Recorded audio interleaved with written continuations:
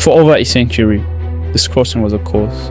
Jesus tried, Nazis tried, and the Soviets watched winter ice crush their pillars like tin cans every single time. The cursed reached one. Then came 2014, Russia annexed Crimea, and Vladimir Putin did what no emperor could. He built a bridge. He called it a miracle. But a bridge isn't just concrete, it is a noose. Most people think Ukraine wants to destroy a bridge. It's wrong. Ukraine wants to isolate Crimea. The bridge just happens to be the most civil way of doing that. Put the bridge and Crimea stops being a fortress. It becomes an island styles.